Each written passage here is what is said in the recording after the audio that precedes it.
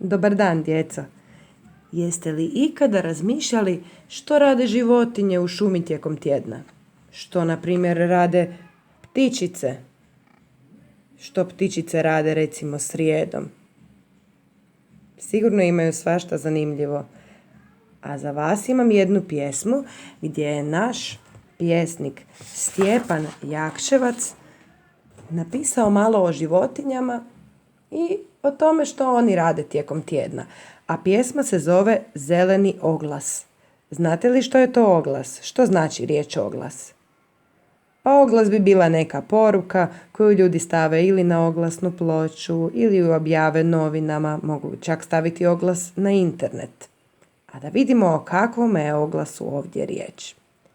Znam da vas zanima, ali prije čitanja htjela bih vam reći par stvari.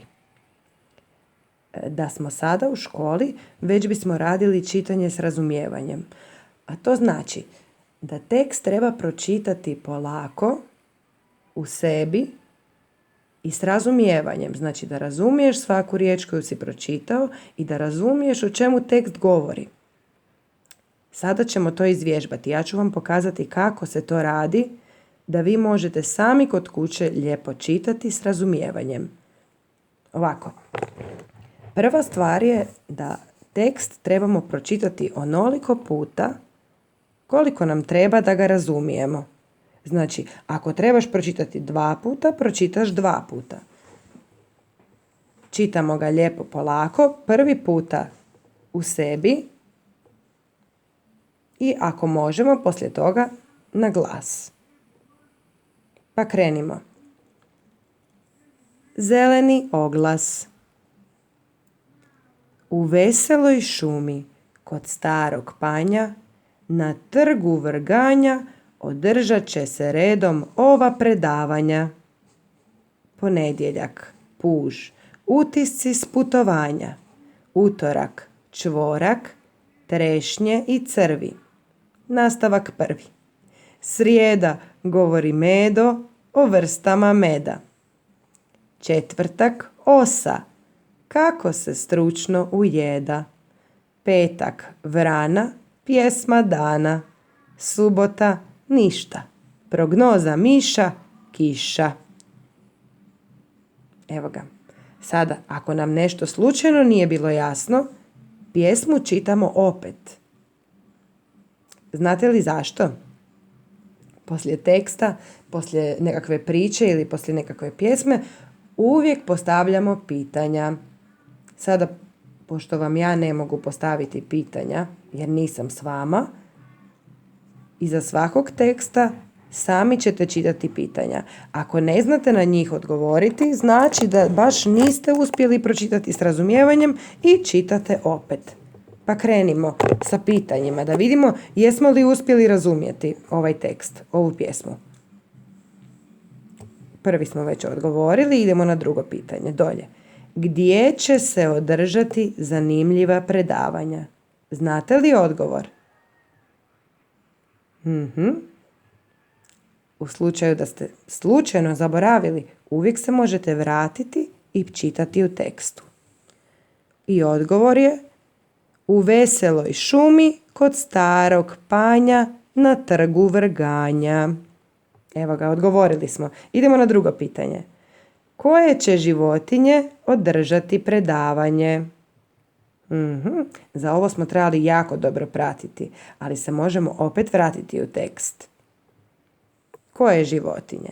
Predavanje će održati puž, čvorak, Medo, osa, vrana i to je to. U subotu nema ničega. Osa i vrana. Idemo na sljedeće pitanje. Kojega dana neće biti predavanja? U subotu neće biti predavanja. Koje ti se predavanje čini zanimljivim? Ovo trebate razmisliti sami. Koje ti se čini zanimljivo? Je li ponedjeljak, puževi i utisci s putovanja, ili možda srijeda, vrste meda o kojima će govoriti Medo? Ajde vi razmislite koje vam se čini najzanimljivije i zašto.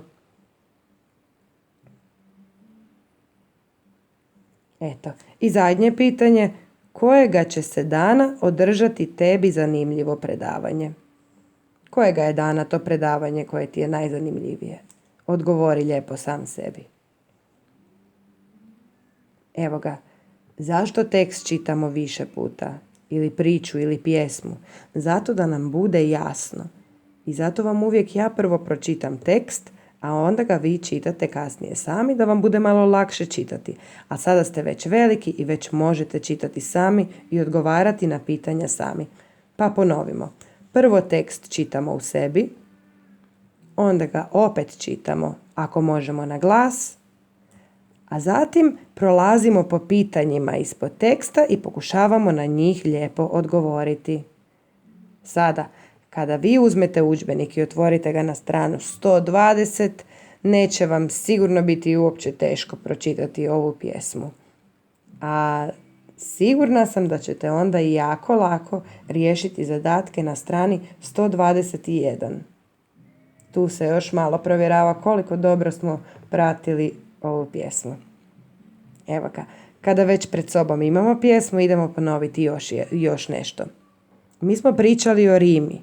Rima se pojavljuje u pjesmama i pojavljuje se na kraju stiha. Pa pokušajmo pronaći ovdje u ovoj prvoj kitici rimu.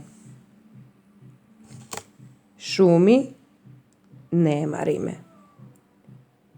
Panja, vrganja. Zaokružimo lijepo. Panja, vrganja, to su dvije riječi koje se rimuju. Aha, ovdje imamo još jednu. Predavanja. Panja, vrganja, predavanja. Pokušajte pronaći u pjesmi još riječi koje se rimuju i zaokružite ih. Evo ga. Djeco, nadam se da ćete uživati rješavajući zadatke. Mislim da nisu teški. A na strani 121 trebate upotrijebiti maštu. Mislim da će vam biti jako zanimljiv zadatak koji vas čeka. Evo ga. Uživajte. Doviđenja.